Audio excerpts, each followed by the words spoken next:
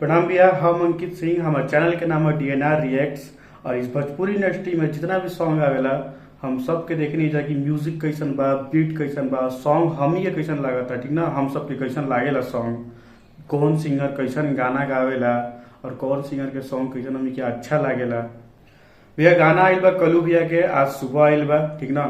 गाना आइल बा टी सीरीज हमार भोजपुरी से। सॉन्ग है दे दना चुम्मा। सिंगर अरविंद अकेला कलू और खुशबू तिवारी, ठीक ना।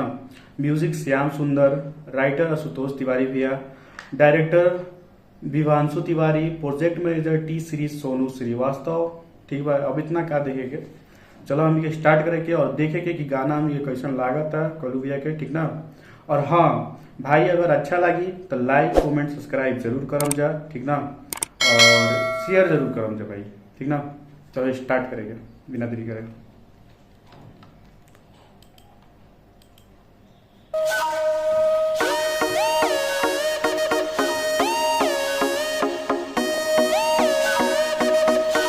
पहली बात भाई कि ये जो गाड़ी बना पुराना जमाने के जो महंगा महंगा आवत रहा है, मतलब महंगा ही महंगा आवेला भाई सस्ता तो आवेला ना।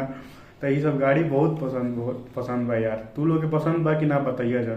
जो एकदम खिलौना जैसा ना होता है पहले, जो खिलत रही जो रियल में पहले पुराना पुराना महंगा महंगा गाड़ी रहता रहे, वो सबके नाम नहीं पता, लेकिन पसंद रहे बहुत। वही गाड़ी लगा था उसने।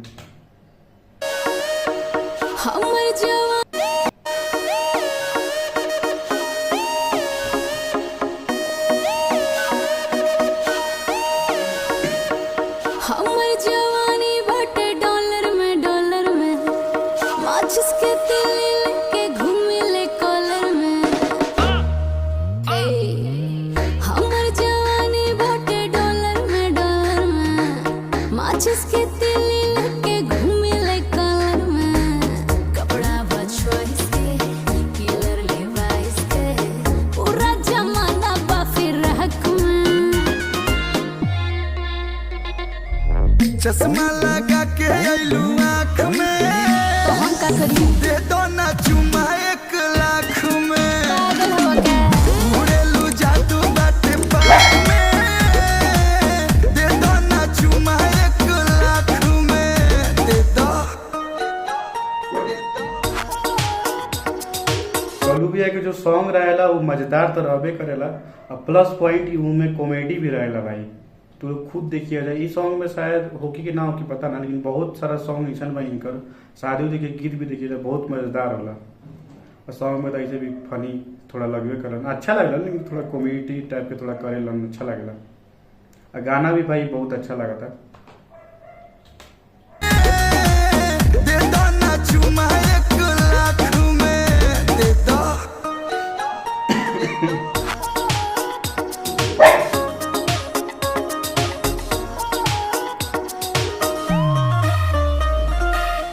आप सबके भाई जो भी हमारे से जुड़ल बा, आप सबके लिए रहे, ठीक ना। और शेयर वर्क करा जाए ताकि और जुड़े तो और मजा आई भाई, हमी के थोड़ा सा फैमिली बड़ा होता।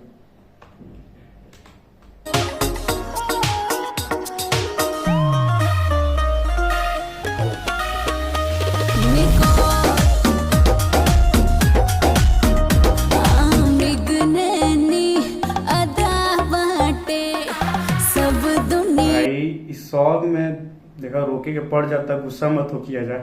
रिएक्शन वीडियो में तो कुछ कुछ बोले के भी तो पड़ी भाई। सॉन्ग में गाना बहुत अच्छा बा। गाड़ी एक से एक लावता हो जाए एकदम महंगा महंगा भाई। घर भी एक से एक आवता भाई। बैकग्राउंड में कहाँ का जैसा घर रहेला साला, बहुत लग्जरीज जैसा फील होला ना। गाड़ी दिखाती है।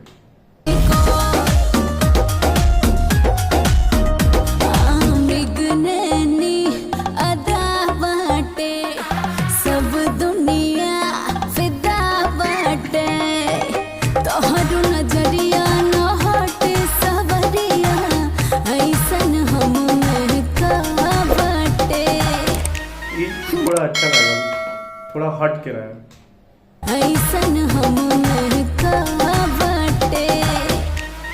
बोला ना बम बारू तू बम बारू, मोहब्बत के मौसम बारू। गुची पराठा के काजल के नाटा के जूता खरीद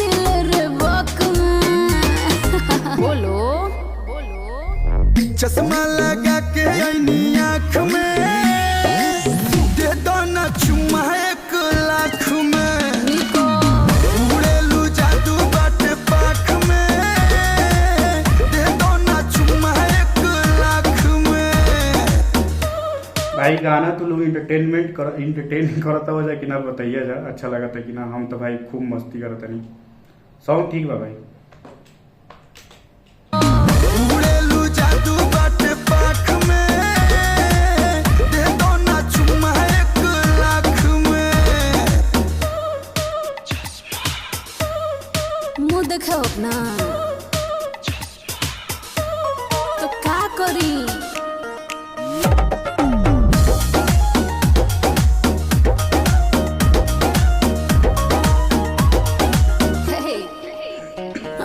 भूलनियन जवाबानी पुरवैया हवा बानी, लाखों दीवाना के दिल के बीमारी, एक हम ही दवा बानी।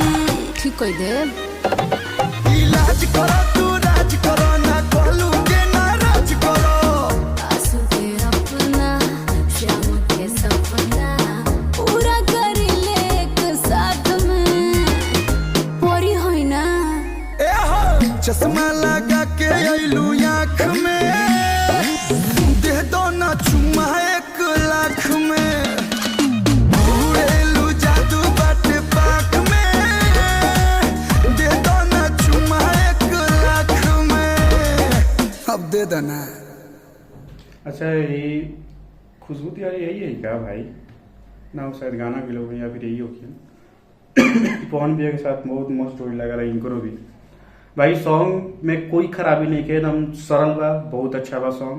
हम खुद एंटरटेनमेंट के लिए भाई खुद देखा तो कम जा रहा सब। तो आप सब अगर एंटरटेनमेंट मनोरंजन ले ले कम जा, मतलब फील अच्छा आई लो की तो कमेंट जरूर करम जाए, ठीक ना। और सॉन्ग में कोई बुराई नहीं है, गाना शूट सब मस्त बा, गाड़ी एकदम लग्जरीज देखा होता है, घर और पूरा एकदम बैकग्राउंड बहुत मस्त बा भाई। और कलू भैया का तो सॉन्ग अच्छा रहते करेला, प्लस थोड़ा सा कॉमेडियन टाइप के थोड़ा कर तो और मजा आवेला सॉन्ग में, और मिर्ची लग जाला, ठीक ना। और भाई अगर अच्छा लगी और हम अच्छा लगा हम वीडियो में, हमारे वीडियो में अच्छा लगा कि गाना तो अच्छा लगबे करी, हमारे वीडियो भी अच्छा लगे, तो लाइक कमेंट सब्सक्राइब जरूर करम जा, और भाई लोग शेयर जरूर करम जा, ठीक ना।